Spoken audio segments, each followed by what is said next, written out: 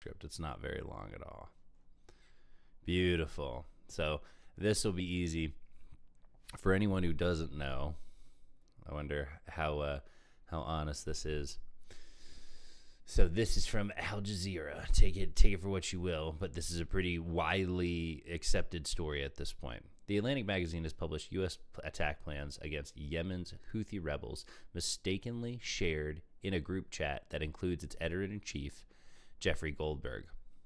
The release on Wednesday came after U.S. President Donald Trump sought to downplay the significance of the text shared on the Signal messaging app, called them, quote, not a big deal, end quote.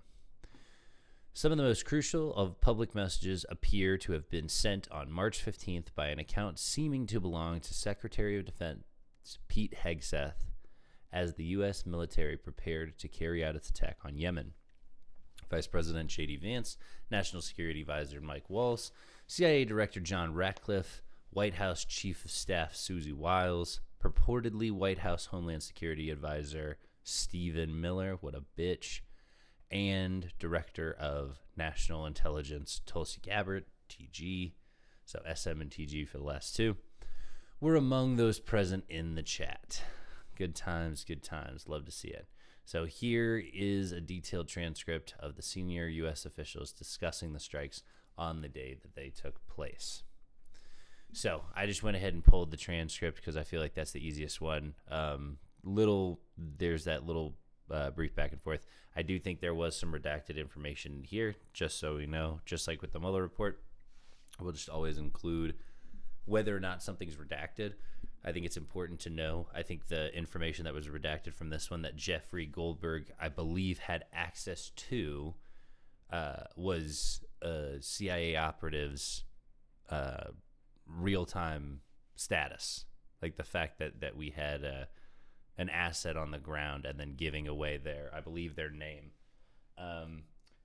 So to anybody who thinks that this is not serious, because there are quite a few people who've been talking about this is not serious, I think this is the culmination of all your bullshit. You know, Joe Biden was the absolute worst, and he was so underqualified, or so, you know, his brain was eaten away so much he couldn't possibly do a decent job. Oh, really? Your guy is much worse, and we've seen much worse from him. You said, no, look at how much quippier he is on stage. We said that doesn't really matter, especially when you look at the results. Look at the results and what they do. Look at the results and the things that happen underneath them. I cannot imagine the response that there would have been if it would have been Biden's administration that had done this. It's laughable with how much they're trying to blow it over, because there can be no mistakes. There can be no mistakes by the regime. That's the whole thing. That's the part of the cult. That's why we ask the questions that we do. That's why we're trying to break through and talk to the people that we can and ask really difficult questions and make them kind of confront, well, what if Trump did something truly terrible that you could not in any way, what is it, equate, whatever. You can't make any excuses for. What would you do in that situation? Make them own that so that they have it to go off, because people do better when they have practice. I think that's the biggest thing, is people do better no matter what it is when they've practiced it. And if it's thinking about things critically or being able to criticize, it's this as well. And they're in this position right now where, at least from outside looking in, it looks like you maggots, MAGATS, you won't criticize anything that's done. This is disgusting. Like, where is the outrage from this is where I expect to see every veteran who is center, leans a little bit right, and maybe voted for Trump or chose not to vote for the left. This is where I expect to see you lose your goddamn minds over the Signal chat. The Signal chat is insane. To be communicating over a commercial application. I think that's the biggest thing about it, is that it's a commercial application, then using it when they have alternatives available to them. It's not like the government can't afford to get these people a secure way. I believe SCIF rooms and stuff like that, I'm no expert, but I believe from what I've heard, that's kind of what you would expect to see for these people and for these communications, so that we don't actually see them, so that some asshole in Colorado, I don't have access to stuff like this. I think it's really important to focus on the couple of things we did have, that redacted information, and why it's so important. I think, thank goodness, the person got added who it was, with the talks of the Russian.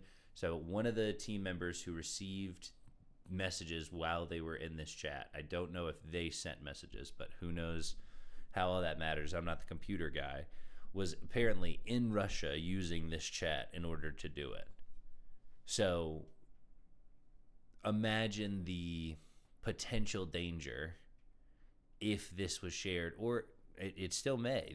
They may have access to who our people are on the ground. They may have access that we simply do not know about, and it would be very scary to figure out the extent of that in a wartime situation. Because I know they don't want to say wartime, and they don't want to, no new wars is the line, so it's all attack, attack, attack, but it's never considered war, whatever you want to call it. This is a terrible mistake, and thank goodness, at least so far, no one's been hurt because of it, because I think there's a decent chance that could have happened. So let's rip through the transcript. You kind of got a background of what was at stake, and the bigger picture there. I can't believe that this is what they allow from their side. This is what they'll make excuses for, when all they have to throw back is, oh, well, Biden was senile the whole time. Didn't you see? He misspoke that one time. Okay, you guys are using the signal chat, the ties to Russia with the Mueller report and the Russia, hoax stuff. It all just seems a little bit more fishy. You just seem a little too comfortable in this area, or Russia feels a little too comfortable around you. You are the useful idiot that they keep around because you do things like use a commercial app to talk about classified data. It's insane to me that other countries get to benefit from how stupid our leadership is. What a gift we give you. All right, let's read through the transcript here. These are the stuff that I've heard some conservatives try and argue it's not classified, or it shouldn't be classified, or the real thing is there won't be an investigation into this whatsoever. I think that's the toughest part about it, is the people that are in charge that would be in the position to investigate, that would never allow this, under Biden, or allow Biden to, let me self-investigate and figure out I did nothing wrong. They would scream their heads off. They're going to look the other way on this, and heads should roll on this one. We should see a couple people fired. We should see a couple resignations, or at least the responsible party, at the very least. I think the big one, that's where I go to, is we need to see some resignations out of the Democrats if we don't see some type of action. This is my quote about it afterwards, not to do too much infighting, and then we'll jump right in. Give me 45 seconds. The Chuck Schumers of the world on our side, the big problem I had is they argued that they needed the government open for the ability, the power that they wield to be wielded against Trump, to be wielded against Elon, to stop them, to slow them down, to shut them down, this sort of thing. But then we see this huge fuck up that could have potentially endangered American lives. Like, we have a really big mistake if we don't see any self-punishment, the Trump campaign not doing anything to themselves, and then we can't hold them accountable now that we have the government completely functional and we signed a bad bill in. What the fuck was all this for? This is where you get a chance to prove yourself right, Chuck. You could have found some way. They have them, Tulsi Gabbard had the and I'd love to be proven wrong about it. She got brought in front of the Senate committees and may have lied under oath. It may be this whole thing. It may be this really awesome moment where we see these people taken to task for lying, taken to task for lying to the American people, for lying under oath. There's so many things that I would like to see come of this, but I just don't think you have the teeth. This is longer than 45 seconds. I apologize. But I don't think you have the teeth to do what you're actually promising to do. So when you signed that, I think it was more about your own hide than anybody else's. You say you don't want to make things tougher on American workers, American people, everyday average citizens. But at the end of the day, are you just making it easier on yourself? Because that's what it looks like from here when we see massive fuck-ups from the other side and then you still do nothing. So you knew you could accomplish nothing. And if we can see that you can accomplish nothing, you, an insider, somebody who knows the inner workings, you know the power is slipping away. So why would you sign that if it wasn't some sort of save your own skin deal? Fucking disgusting. Goddamn cowards. Not patriots. Not on my team. Ugh. All right, let's rip through the transcript to see what people are talking about, just so we have it on here. In the early days of the Trump regime, the Secretary of Defense and the National Security Advisor. That's the funniest part about it.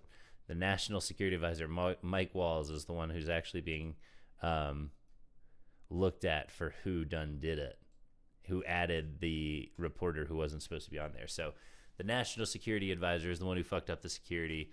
You love to see it. Let's rip through the transcript real quick. Just see what their messages were. I'm sure you guys may have seen it somewhere else, but just in case not, you got it here, and I have it for my own sanity.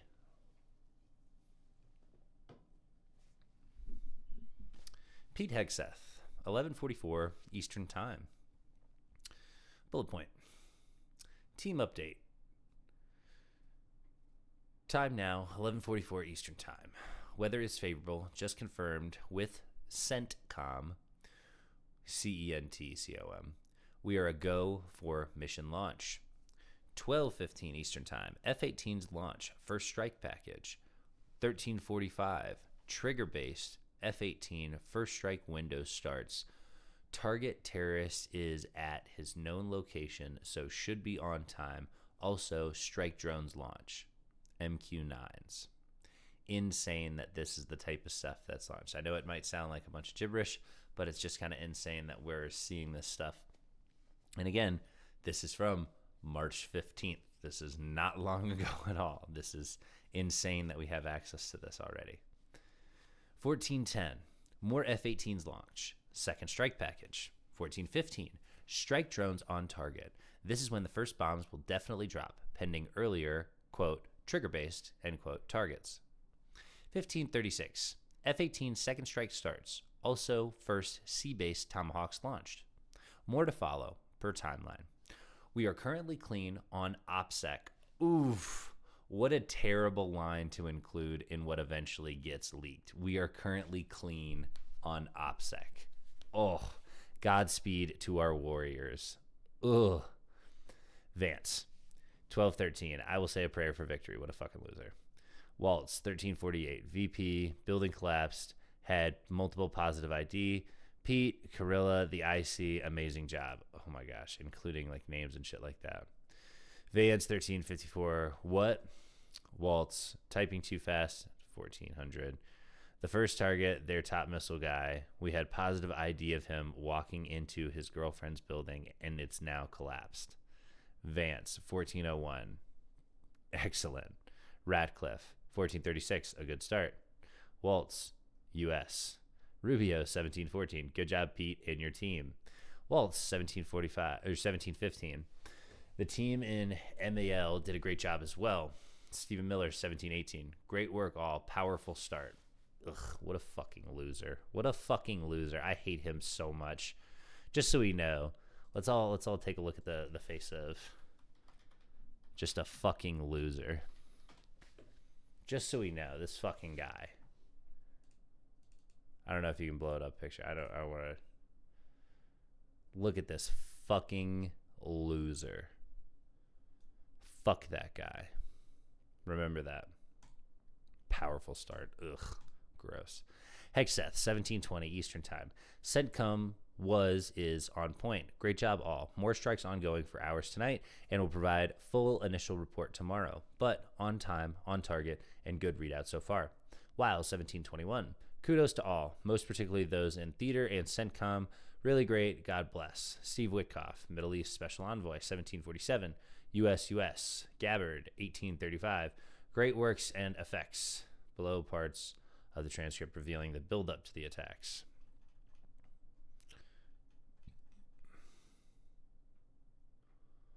All right. That's the 13 and 14 section. So it's like the lead ups to the attacks. I think we got the biggest part of it. They leaked in multiple times, but I think that's the most important part. We can come back to it, but that's the big part of the week. WhiskeyLeaks, all that stuff that we just read through, everything you just heard, all that classified info that, remember that it came out and then they lied about it. Hold on. There is some stuff in here. Shit, I thought we were going to gloss over it. We're not going to. We're not going to be lazy. We're just going to rip through it while we have it here. Why not? It's just 2 more days worth of transcript from a bunch of dipshits. It can't be that tough. It just simply cannot be that tough. March 13th, Walls, 1628 Eastern Time. Team establishing a principals group for coordination on Houthis, particularly for over the next 72 hours. My deputy, Alex Wong, is pulling together a Tiger team at Deputies Agency Chief of Staff level, following up from the meeting in the sit room this morning for action items, and we'll be sending that later this evening. Please provide the best staff POC from your team for us to coordinate with over the next couple of days and over the weekend. Thanks. Marco Rubio, 1629. Mike Needham for state. J.D. Vance, 1629. Andy Baker for VP. Tulsi Gabbard, 1630. Joe Kent for DNI. Scott Besant, I don't know why that's so big, 1639. Dan Kent's for Treasury. Pete Hexess, 1653. Dan Caldwell for DOD. Brian, 1834. Brian McCormick for NSC. Like, you see how them doing this on a signal chat, like, that's the real issue, that this type of information is getting out. The fact that if this would have gone to the wrong person, it's like, oh, well, why are you playing the what if game? Because they literally just added like a random dude. They just added like a random guy. They just did. So it could be just a random motherfucker. Like, they were doing it in a way that they shouldn't have. So they had the ability to just add random people. And then the guy who's in charge of security for this group, well, for more than just this group, but you would assume the leading one in charge of the security of these people is the one who added the person who's not vetted at any level. So you can imagine it happening and then them revealing some amount of information that could harm us or harm themselves, which harms us. They just do a terrible job. The useful idiot argument just becomes stronger and stronger every day. Russia is just happy to have, oh yeah, I'll just do it for a deal, businessman. Why not? Why wouldn't you be happy to? I'm sure they are. Just an idiot in the White House who will give them anything that they want for a decent deal. It's not a decent deal. None of the money that it doesn't matter. We can devalue your currency. We can, there are bigger things than just the numbers on the sheet in front of you and getting the other side to say yes. You fucking moron. And we're here, small audience, so we're having a good time. If you're watching this, we really appreciate you. March 14th, Waltz, 8:05 a.m. Eastern Time. Team, you should have a statement of conclusions with taskings per the President's guidance this morning in your high side inboxes. State and DoD, we developed suggested notification lists for regional allies and partners. Joint Staff is sending this morning, a more specific sequence of events in the coming days, and we will work with DoD to ensure COS, OVP, and POTUS are briefed. Vance, what is that? Chief of Staff, Office of the Vice President, and President of the United States. Vance, 8:16 a.m. Eastern Time. Team, I am out for the day doing an economic event in Michigan, but I think we are making a mistake. 3% of U.S. trade runs through the Suez, 40% of European trade does. There's a real risk that the public doesn't understand this or why it's necessary. The strongest reason to do this is, as POTUS said, to send a message. I'm not sure the president is aware how inconsistent this is with his message on Europe right now. There's a further risk that we see a moderate to severe spike in oil prices. I am willing to support the consensus of the team and keep these concerns to myself. But there is a strong argument for delaying this a month, doing the messaging work on why this matters, and seeing where the economy is. That's worth it right there to do it. That's your public position, private position right there.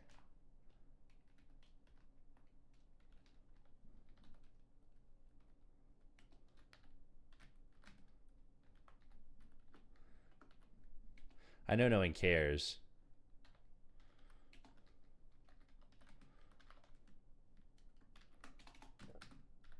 But I do.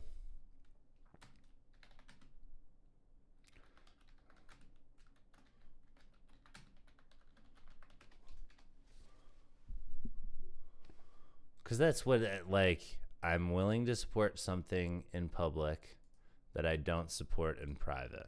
Don't get me wrong. Like, that's what I expect from actual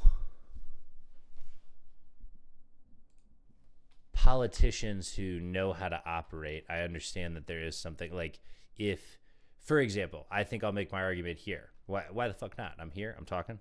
What is it? So the public and private position, I think, is, is not an insane position, only because there are really tough concepts that most people won't understand, or there are certain topics that you'll need to have a public and a private position for, and that they could be justified.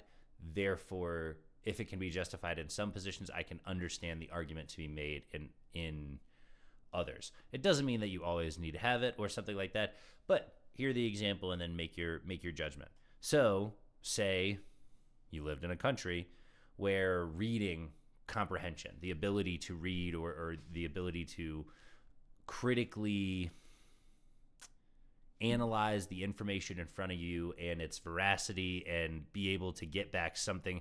This was an article written to deceive. This is an article from The Onion that, has a satirical, and then this is one that's acknowledging its bias, and this is the closest you'll get to the truth. It may have some inaccuracy, but this is the best that you'll get about the situation. Being able to work your way through this kind of complicated media environment. If that was the problem, if reading was the problem, if literacy, you found out, you got to study that literacy was the problem. How do you tell 300 million people they can't fucking read? Or do you have a public position and a private position? Is your public position, education needs to be on the forefront. We need to make sure that nobody's, no child left behind or something like that. Do you have some form of euphemistic way of getting that message across so that you can get the real, holy shit, people can't fucking read better than a sixth grader, or than a sixth grader should, or whatever the fuck that is. I forget what it is. Like, basically middle school. It's like 60% of people read at a middle school level or below.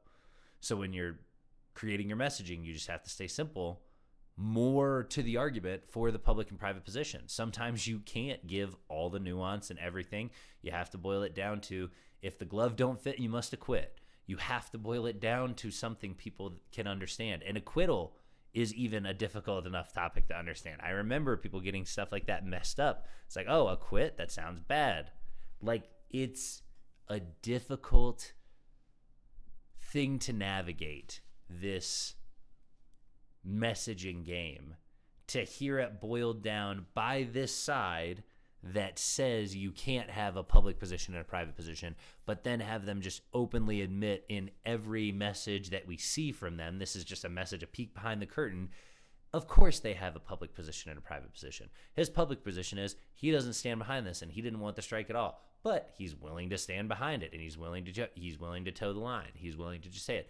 Isn't that a dishonest thing? I know they'll they'll just always say like, oh yeah, that's what you're supposed to do. That's what you're supposed to do.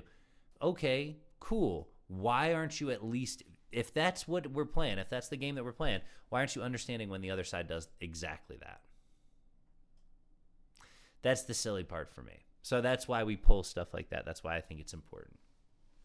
Looking like we're going to do an hour here, hour on the report, hour on some games, just so we know, just so everybody's updated on the schedule. Joe Kent, Gabbard's Chief of Staff, 8:22 a.m. Eastern Time. There is nothing time-sensitive driving the timeline. We'll have the exact same options in a month. The Israelis will likely take strikes and therefore ask us for more to replenish whatever they use against the Houthis. But that's a minor factor. I will send you the unclassed data we pulled on BAM shipping. That is the funniest part about this, is including, like, having this leak and putting it on here. The optics is just terrible. Like, if Trumples, if maggots could read, they would read this stuff, and it's just like, damn, why did they do this? Like, the no war president was more than happy going before he needed to. Why are you okay with this? Wasn't this the no new wars?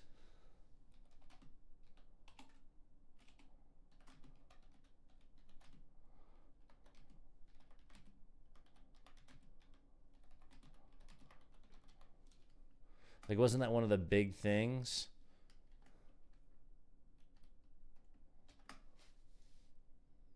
And they didn't wait a month. That's the big thing. So they had a month and they had the same options, but they didn't wait a month. We have some other videos and stuff. If we don't end up getting to them, we will just save them for next time. Like we said, we're doing this for an hour, probably doing Mueller Report for about an hour, and then doing games for roughly an hour. Ugh. Ratcliffe, 8:26 a.m. Eastern Time. From CIA perspective, we are mobilizing assets to support now, but a delay would not negatively impact us, and additional time would be used to identify better starting points for coverage on Houthi leadership. So there were benefits to waiting and no real benefits to going when they did. Pete Hexeth, 8:27 a.m. Eastern Time. VP Vance. I understand your concerns and fully support you raising with POTUS. Important considerations, most of which are tough to know how they play out. Economy, Ukraine peace, Gaza, etc., etc. I think messaging is going to be tough no matter what. Nobody knows who the Houthis are, which is why we would need to stay focused on, 1, Biden failed, and 2, Iran funded. Nailed it. Waiting a few weeks or a month does not fundamentally change the calculus. God damn.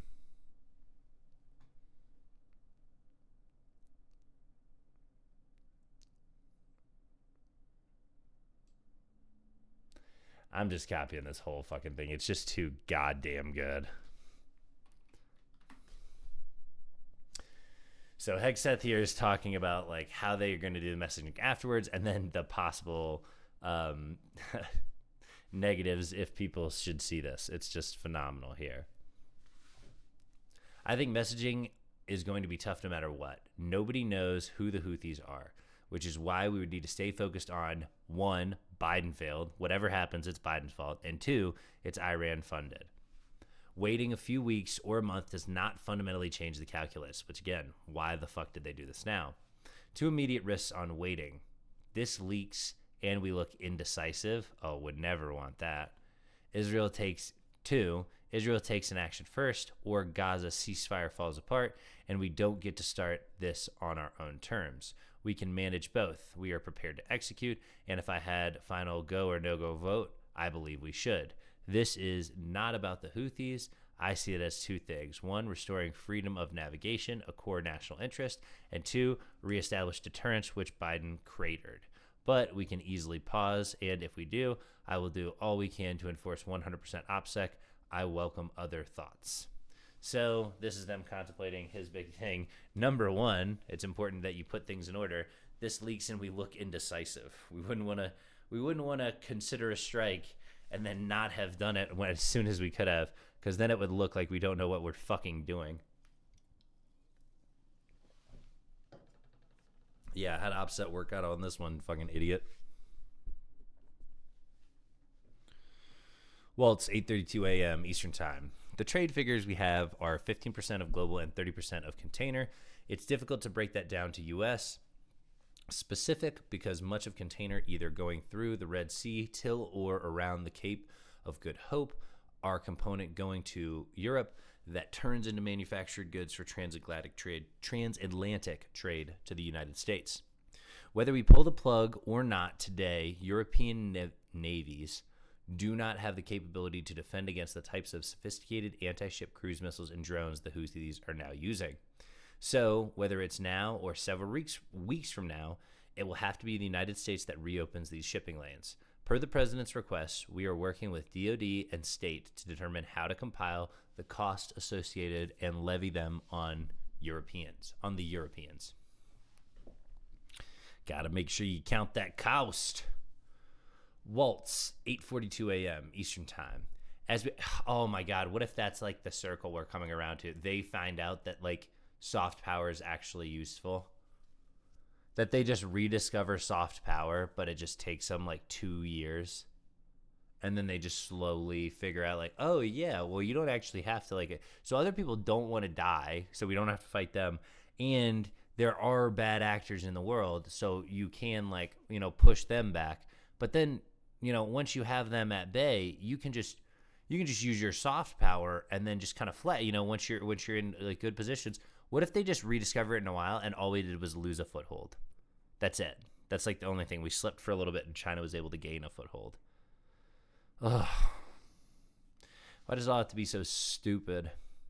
Waltz, 8:42 a.m. Eastern Time. As we stated in the first PC, we have a fundamental decision of allowing the sea lanes to remain closed or to reopen them now or later. We are the only ones with the capability, unfortunately. From a messaging standpoint, we absolutely add this to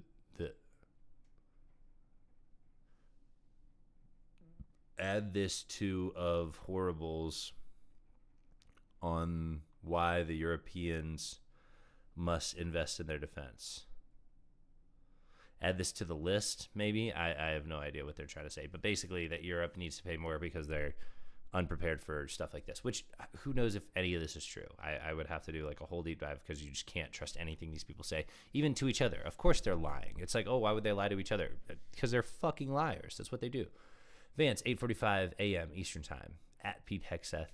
If you think we should do it, let's go. I just hate bailing Europe out again. Vance, 8:46 a.m. Eastern Time. Let's just make sure our messaging is tight here. And if there are things we can do up front to minimize risk to Saudi oil facilities, we should do it. Hexeth, 8:49 a.m. Eastern Time.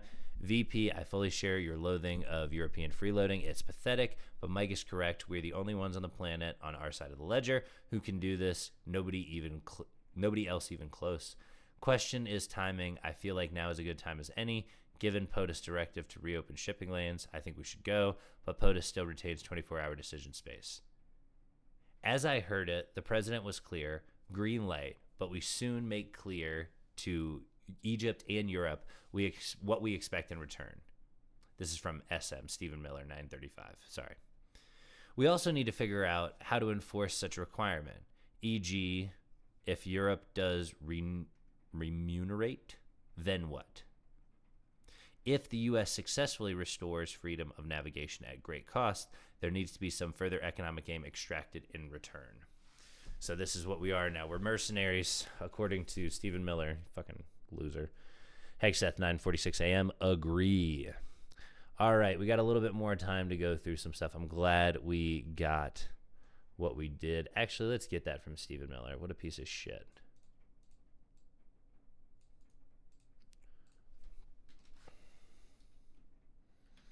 But remember, no new wars.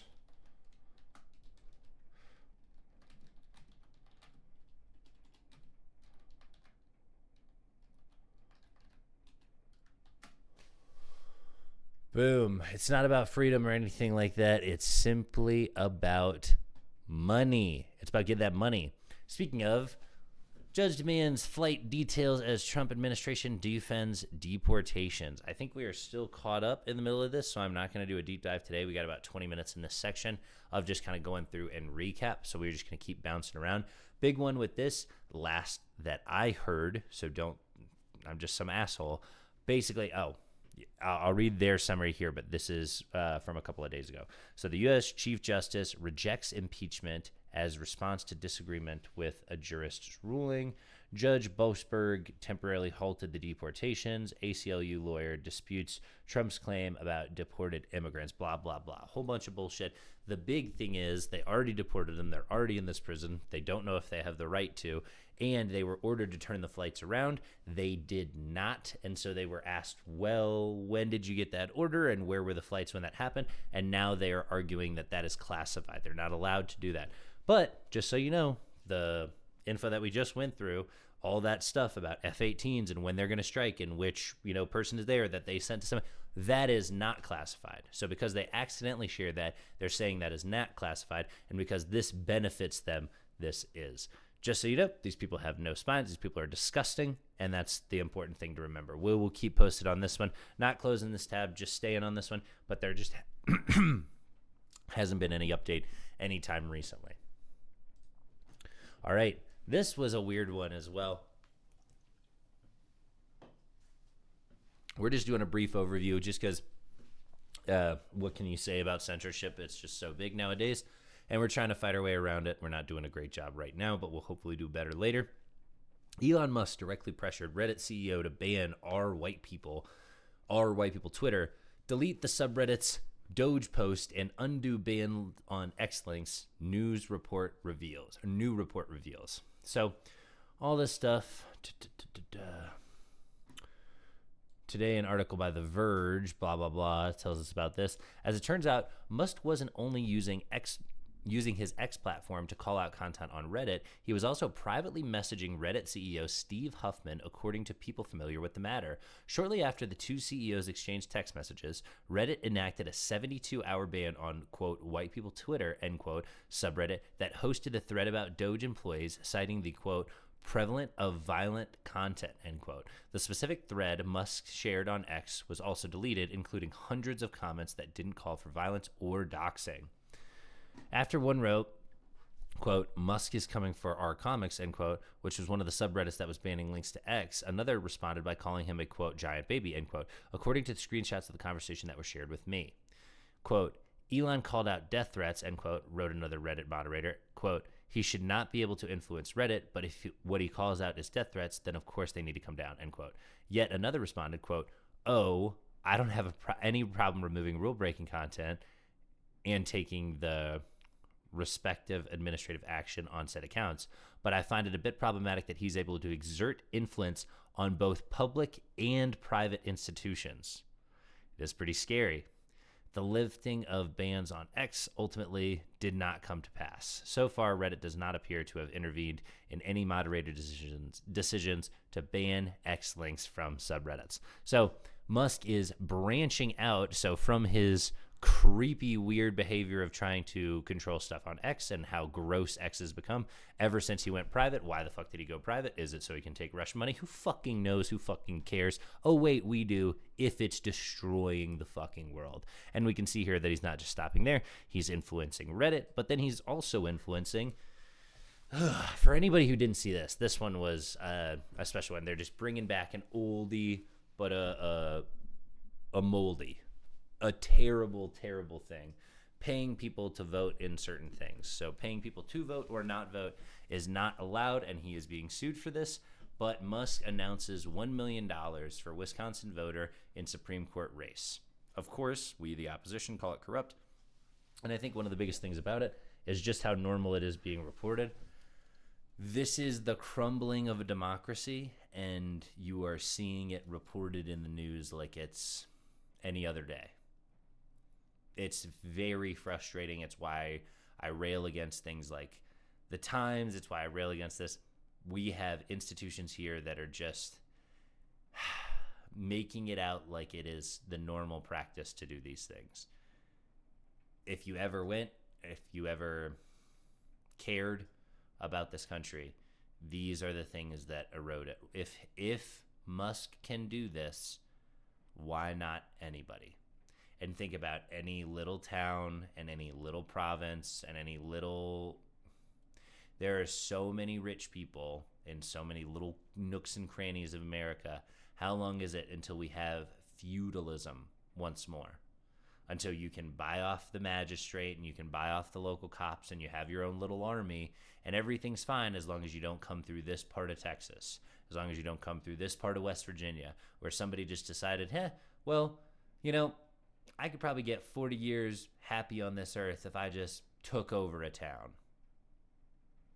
You can legally do it with this stuff. You just pay people to vote against their own interests. I was talking about that the other day. Maybe this is the downfall of us right now is why Russia's gained. The other countries, especially the antagonistic ones, especially Russia, they don't allow voting, or they do, and it's completely rigged. We allow voting. So we allow the stupidest of us to cast a vote with everyone else, and sometimes the sheep will vote for the wolf. And here we are seeing that. The Putin regime, these people would never allow this. There's not enough freedom in the voting system to allow a course correction that would ever turn away from what the country wants. We do allow that. I think that's what this is. We have voted against our best interests, and then we are seeing the fallout of it. And I think that's a shame. Because I think that might be where we take the hit. We let people get so stupid. We let education slip so much. We let so much lead get into our gasoline and into our water, into our brains.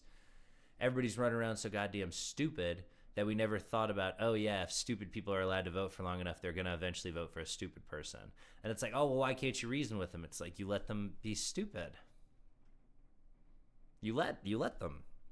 You let every company pump every dime they could out of everything, and then now we have no safe... we talk about safe spaces. There's no safe place to raise somebody. There's zip codes in America that we know are worse to raise your children because they'll live less full, good lives because they won't be healthy. They won't be healthy children. We have made a mistake there, and maybe that's the rub now, is we are weak because we allow people to vote who don't have the mental capacity to do so. But we're the ones who fucked them up. We're the ones who gave them lead. We're the ones who put asbestos in everything and lead in everything, and maybe we're paying the price for it.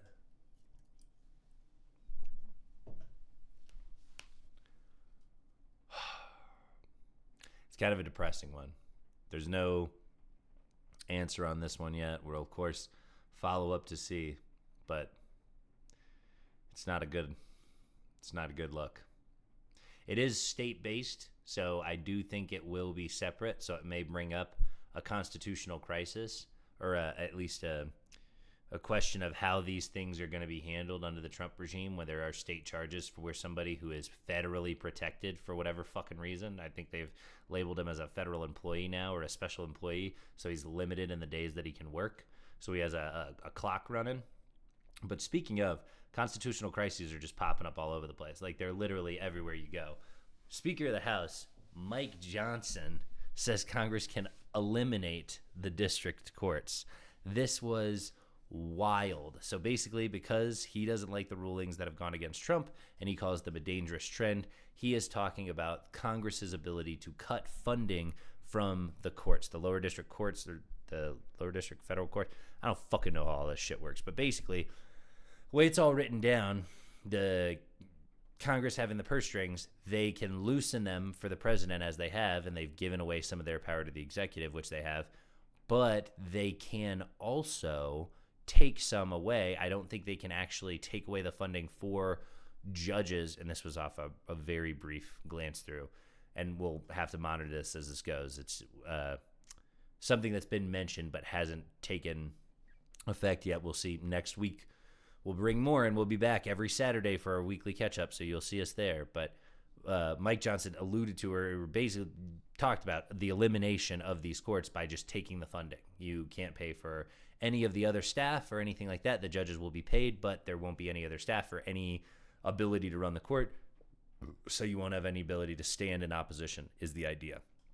An insane reading of his responsibilities as a member of Congress and crazy overstep. You could imagine that some of these things are written in there as extreme measures if there was oversteps or if there was some major problem, but not in some, pull it out because you don't like it for this one guy this one way. It's not some, generations have been stopped by the courts and we need to find some way to get around it. No, this is one man, one regime, one vote. He's only in for 4 years, and you guys are trying to drastically change the system without going through. By the way, I think one of the grossest things about this is Mike Johnson, is a member of that third party, that third branch, I shouldn't say third party in our system, that third branch that probably should be more involved directly in what's going on.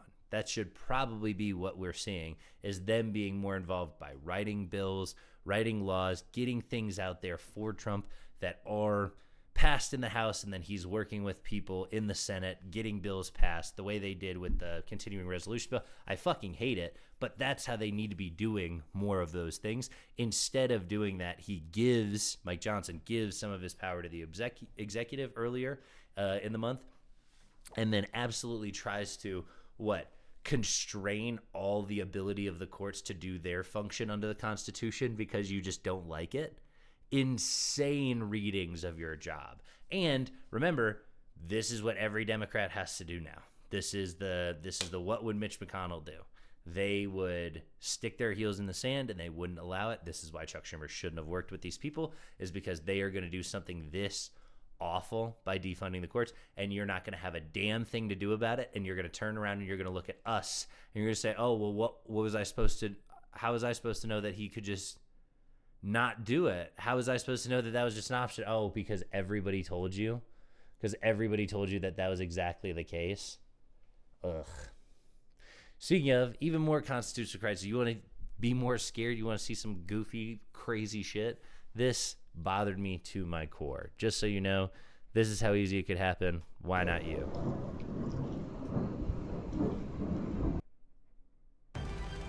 I already watched an ad on this. It's fucking stupid.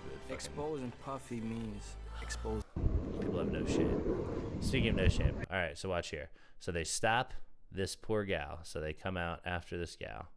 And for anybody who hasn't done it, a Turkish national who was a doctoral student at Tufts University has been detained by federal agents without explanation, her lawyer said on Wednesday. Rumisa Ozturk, 30, had just left her home in Somerville to meet with friends Tuesday night when she was detained by U.S. Department of Homeland Security agents. Lawyer Mashka Kanbabe said in a petition filed in Boston federal court. So let's watch what happens here in Boston. You're walking down your street in Boston. This shit is gross. These are the fiends, the absolute gang members. Sickens me.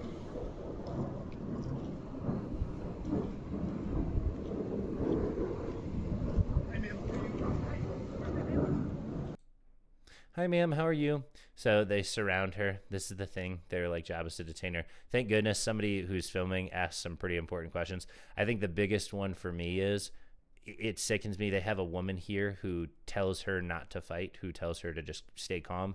It sickens me that they kind of use that politeness to convince her that there's nothing wrong, as they do something terribly wrong to her.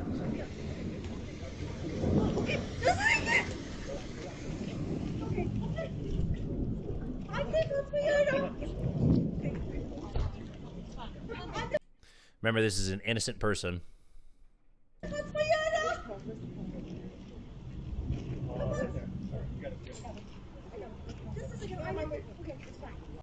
Innocent until proven guilty. This bitch is the most disgusting human in the world. Saying it's fine there was a story, I think was it Mengele Goebbels? I don't know. Whichever Nazi was the doctor. And it sickens me so much that I haven't done deep dives into it. But basically, they perform these horrible experiments on children. And one of the kids told one of the nurses that it hurt. And her response was so cold and so callous, it stuck with me. That bit stuck with me. She said, "Don't worry about the pain. You'll be dead soon." The heartlessness, the ability to cut off that person as human, and the ability to, it wasn't even a lie. It's not a lie. You will be dead, but just not have any care for that person. That is who this woman is. That is who this is no advocate. This is, let us take you into a legal custody and don't fight us because it's already going to happen. Fuck you. You're disgusting. And I hope you all get what you deserve. Hope you have the day you deserve.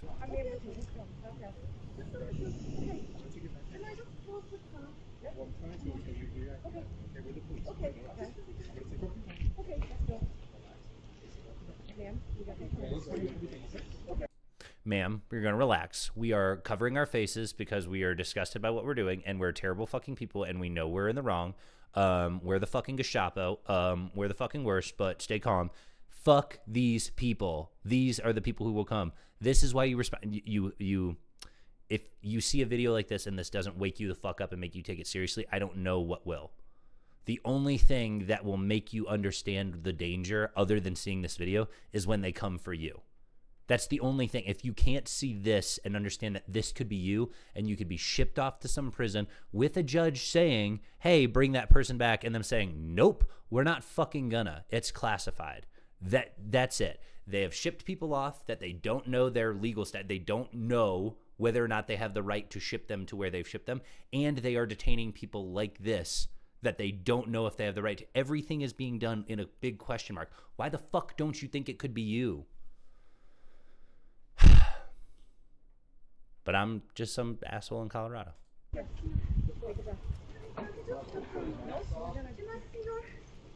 We're going to take it right to the car. Come on. I'll show you everything. Okay. Sure. Yep. Disgusting. Where the police? Where the police? Yeah, you don't look like it. Why are you hiding your faces? Why are you hiding your face? It's a good question. Why are you hiding your face? Why do you look so gross? I love how it's so nice and polite. Oh, let me grab your backpack for you. Oh, let me grab your backpack. You know you're abducting her, right? You understand that? I see some faces here. How do I know this is the police? It's like, oh, hey.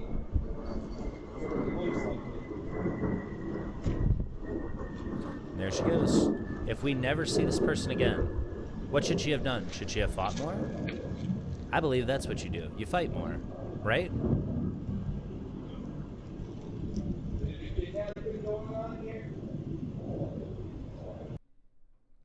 So, I don't know what to tell you. If that